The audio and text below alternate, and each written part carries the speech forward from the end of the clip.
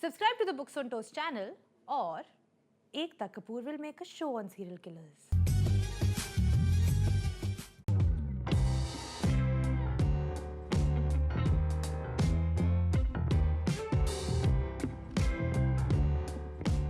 Serial killers are my guilty pleasure pop culture indulgences. Serial killer documentaries, books on serial killers by biographers, friends and loved ones, and even strangers and psychologists, and just about everybody who is associated to that particular serial killer at that particular time. I have consumed it. Yes, there's been many a Wikipedia spiral also that I've scrolled down endlessly to, and even checked all references. That's how much I love serial killer trivia.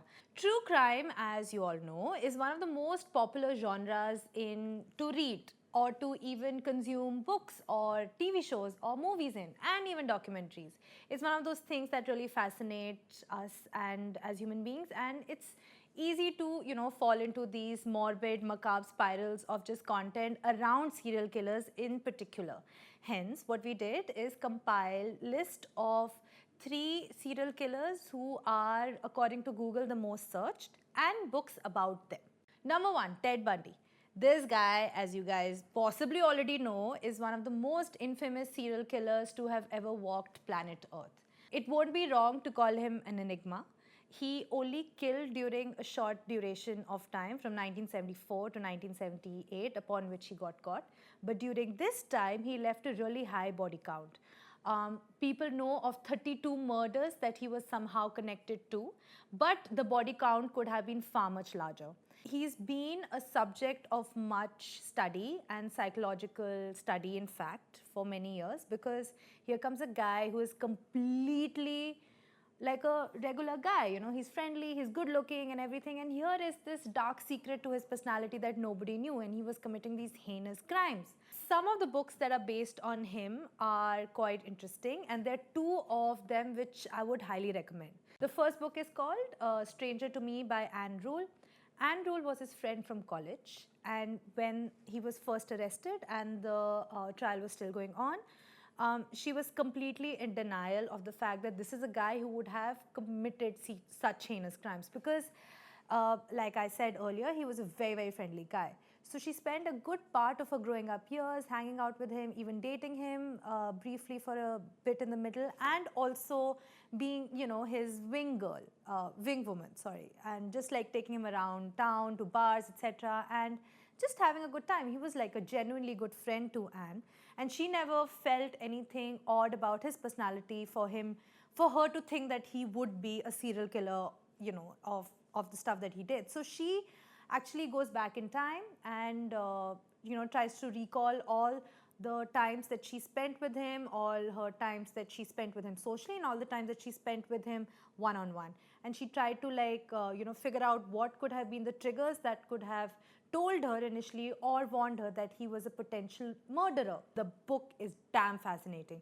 It's even better to listen to the audiobook of it, because the narrator talks in Ann Rule's voice, and because we have seen so many documentaries about serial killer, it feels really cool to sort of hear the narration in your head. Second book that I want to recommend is this book by Robert Keppel. Now, Robert Keppel was a detective who was working on the case when Ted Bundy was being implicated, and he was in charge of, gathering all the evidence. He's written this book on another serial killer, and the book is called Ted Bundy and I Hunt for the Green River. Robert Keppel had met Ted Bundy when he was investigating Ted Bundy on number of murders for which he was finally convicted. But Ted Bundy and Robert Keppel befriended each other, especially in the time when he was hunting for this other serial killer, which was the Green River Killer. And Ted Bundy found out that Robert Keppel is working on solving the case, so he offered his services and his help.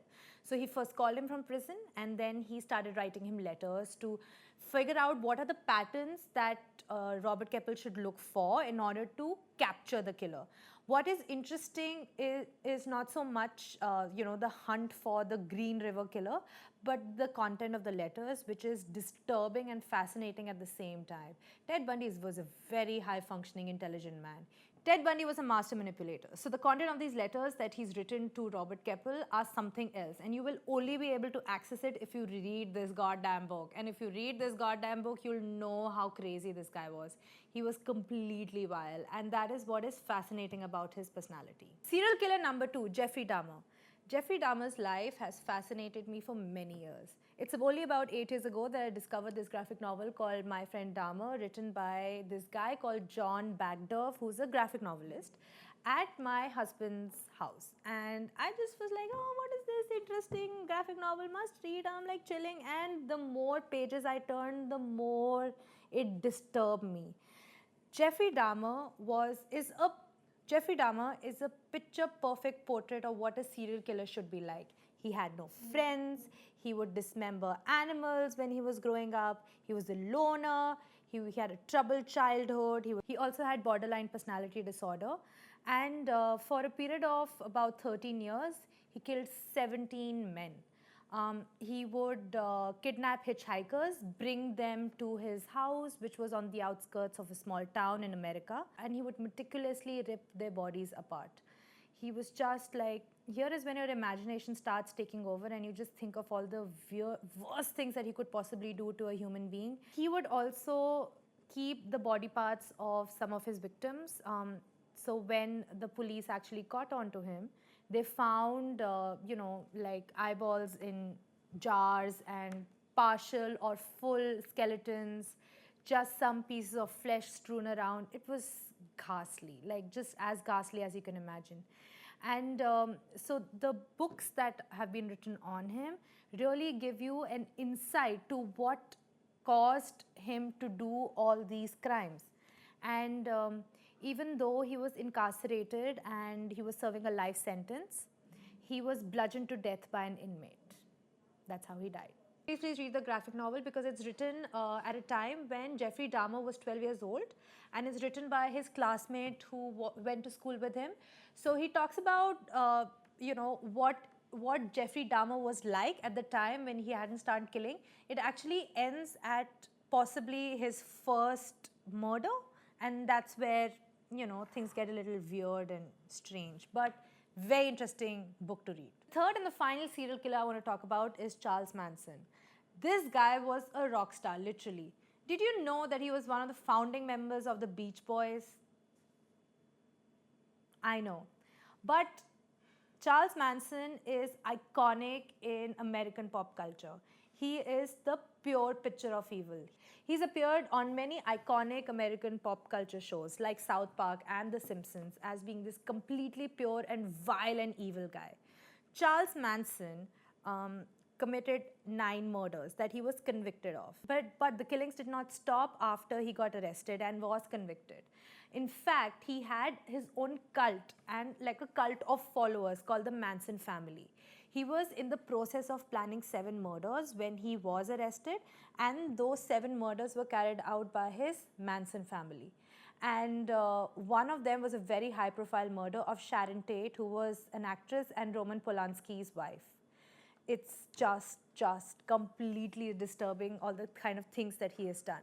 So he was a big fan of rock music. He loved the Beatles. He had adopted the catchphrase Helter, Skelter, which in his mind was the antidote to the end of the world. And the end of the world would come from a race war. That's what he said. And that's how he had formed a cult. So the books based on his life, there are 2.